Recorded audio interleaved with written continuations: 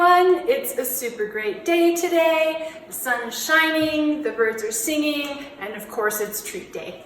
Yes. Yeah.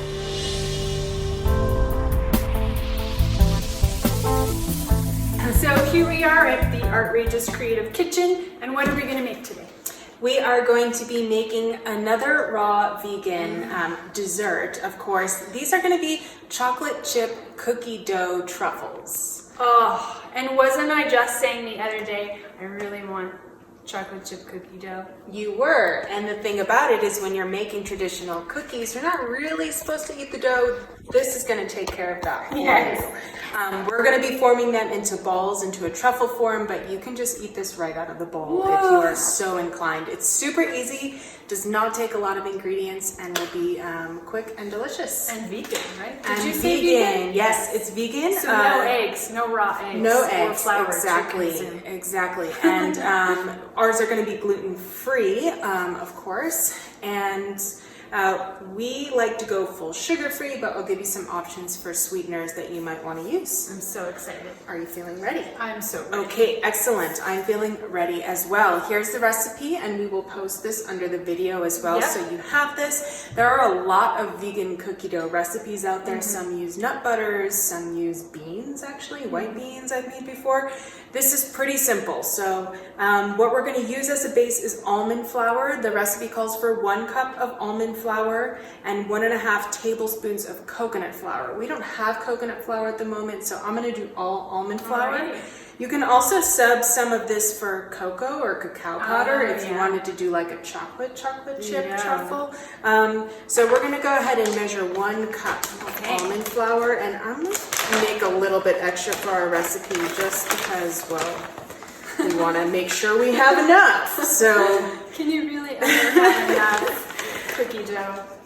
No, you cannot. So the other thing about this recipe is because we're not baking, being super precise about the measurements isn't so important. I didn't get a little extra, as you can see. And also, it's like a great treat for summer because you don't have to turn on the oven. Exactly. Right? Yeah. You don't have to bake. I'll tell you the main ingredients that go in it, and then if you find it's too wet or too dry, just compensate with more flour or more liquid. So that's the almond flour. If you're going to be using coconut flour or cacao, it calls for 1.5 tablespoons of coconut flour. I think that just lightens it up a little bit. And if you're using cacao or cocoa, I haven't made that, but just get it to a color consistency that you want to get to with the chocolate. Dark, exactly. The next thing we're going to be adding is melted coconut oil. So this recipe calls for 3 tablespoons of melted coconut oil. We've melted that again in our 2 bowls. The bottom bowl has hot water in it, so I'm just going to go ahead and wipe that off and pour that in. And I did a little bit more than 3 tablespoons since I'm adding a little bit to this recipe. Awesome. Okay. Great. So the coconut oil and the almond flour. The next thing we're going to do is we're going to add a little bit of vanilla extract. 1 tablespoon, or 1 teaspoon, sorry, whoops, and I have a tablespoon, so I'm going to improvise. Okay, and then you're going to add your sweetener of choice. So I believe the original recipe I was using called for coconut sugar or maple sugar. You can use agave syrup. We've got here a little bit of liquid stevia, and I also have some monk fruit. I tend to use both of these so that it doesn't taste too heavily like stevia or any one kind of sweetener. Sometimes it can be a little bitter if you just do stevia. Exactly. And monk fruit can be quite sweet as well, so I usually just start with a smaller sprinkle. Perfectly measured. Perfectly measured. That's the thing. You can just use your intuition on this recipe for sure. That's why it's called Creative Kitchen. It is. Okay, so I've mixed those things up. The next thing we're going to do is we're going to add some dairy-free milk to keep this vegan. I'm going to use this almond milk here, and this is actually vanilla almond milk, so double score. Calls for 3 tablespoons. That's why I brought this tablespoon out here. And I'm going to go ahead and add extra because I nearly doubled the flour. And this is where if you've added more flour and you don't have enough liquid in your your batter here, you just compensate, or if you put too much milk, just add a little bit more flour. So it's really, you know what cookie dough is supposed to look like. That's what we're aiming for here. So should I start melting these guys? Yeah, absolutely. So should still be hot enough. Here, I'll pour what I think need to be melted, because we're going to use some of these here in our recipe. And then the other thing that can go in there, so she's melting chocolate. We're going to make these into truffles. You can either dip the entire ball in there and put it on the cookie sheet, or you can do a drizzle on there. So what I wrote down for you guys is to melt about a 1/4 cup to a 1/2 cup of chocolate chips, and I would do that with approximately a tablespoon. I was wondering. Yeah, or a little more if you're doing more chocolate, of coconut oil. Adding the coconut oil to this kind of makes it a less thick consistency, which can be hard to work with. So if you want to go ahead and stir that up. She's melting the chocolate with the coconut oil. Now, these are special chocolate chips because they're stevia sweetened and they're Lily's brand. And I think that's the only chocolate chip I know of that is stevia sweetened. Yeah, I'm sure there are more out there. It's also vegan chocolate. There is another brand that I can't think of the name right now, but there are some alternatives, but we like to use that here. We're able to get it at a grocery store near us, and also you can order these online. So and they come in chocolate bars too.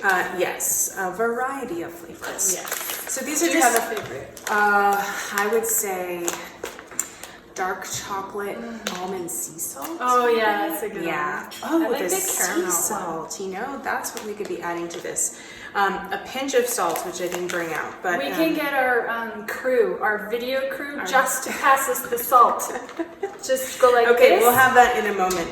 You know, because salt and sweetness, they really like amplify each other in a magical way. This is magic. Not Watch the chipotle, this. definitely not the chipotle. Sea salt. Okay, so you can just do a sprinkle of sea salt to taste.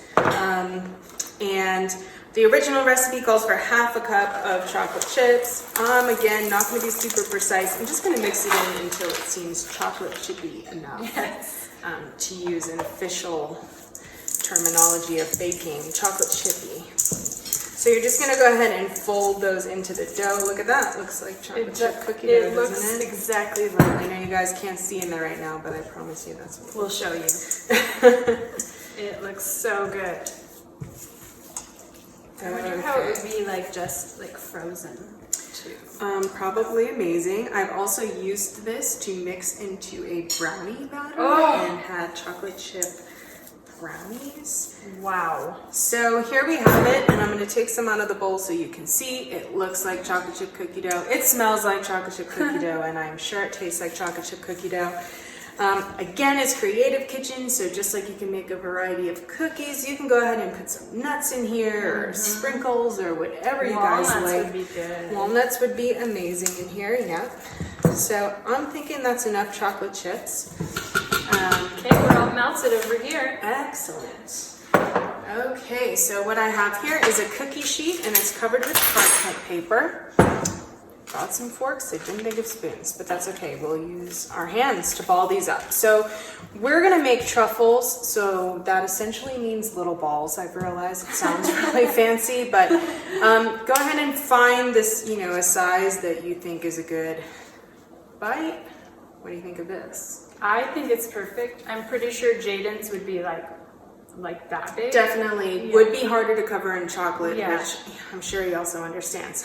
So what we're gonna do is go ahead and ball this up. Okay. And I was thinking of fully covering them in chocolate. Sounds What good do you to think? me. So I would just drop it in there like that. Okay. And in that case, I've got a fork here. Wow. And Can it is you a chocolate believe that? covered chocolate chip cookie dough I'm gonna truffle. give it a try. Okay, excellent. I've got a fork for you also. Thank you. So we can be working side by side. My goodness. Another way that I've used this vegan cookie dough recipe is I made the dough just like this, and then I pressed it into a glass kind of rectangular baking pan. Extra chocolate, it's perfect. So it's kind of like a cake shape, and then I poured this melted chocolate on top and cut it into bars. Wow. Here, I'll ball you can chocolate. Wow. Got a little, what do you call this? Assembly line going now. Yes. Wow, I cannot wait to put one of these in my mouth. Yes. Well, you can. She's got patience with desserts. I know how she does it, but she'll wait. We're going to wait because we will go ahead and put these in the fridge. Yeah, chilled will be better. Yes, you could put them in the freezer if you were really in a hurry, but I would recommend the fridge just so you don't have to thaw and have melty stuff happening. And just wait until the chocolate starts to solidify. The first time I did this, I was really worried the chocolate was going to stick to the parchment paper, but lo and behold, like you may remember from our coconut cookies, it comes right off of there. Perfect. Yes. Well, guys, this is how you do it. This is how you make chocolate chip cookie dough truffles covered in chocolate. Raw, vegan, gluten-free, sugar-free, flavorful. And literally took 10 minutes. Yeah. And super it's easy. a quick one. And you know, if you don't want to wait for the fridge, you can go ahead and eat this just as it is. Breakfast, lunch, maybe and put dinner. into some vegan nice cream, you know. Have you heard of this trend, nice cream? I have. Bananas or coconut based. There's actually a machine you can use that whips it up and also looks amazing. We don't have that, but maybe for next time. That would be amazing. Thanks for joining us, guys. Thank you, We'll let you guys. know how they taste after. And if you make them, show us. We want to see what you've got too. So we'll see you next time at Creative Kitchen. Bye. Bye.